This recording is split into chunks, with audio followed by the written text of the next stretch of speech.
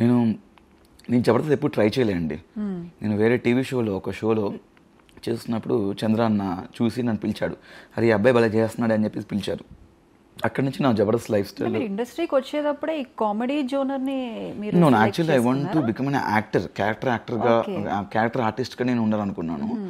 నేను కామెడీ కూడా ఎప్పుడు అనుకోలేదండి. మేబీ నేను మిమిక్రీ చేయడం వల్ల దానివల్ల ఒక సెలబ్రిటీ వాయిస్ ఇమిటేట్ చేయడం వల్ల దానివల్ల ఫన్ వచ్చి అలా కామెడీకి వెళ్ళిపోయానో తెలియదు. కానీ నేను ఎప్పుడో ఒక క్యారెక్టర్ ఆర్టిస్ట్గా ఉందాం అనుకున్నాను.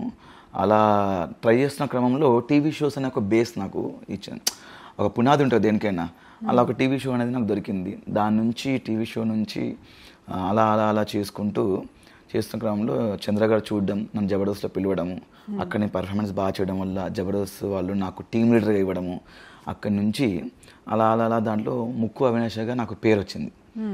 స్క్రీన్ నేమ్ అవినాష్ కాస్త కల్లా అవినాష్ ఇంటి నేమ్ యాక్చువల్లీ. దాన్ని ఇప్పుడు ముక్కు అవినాష్గా చేశారు, ఇంటి పేరు అయిపోయింది.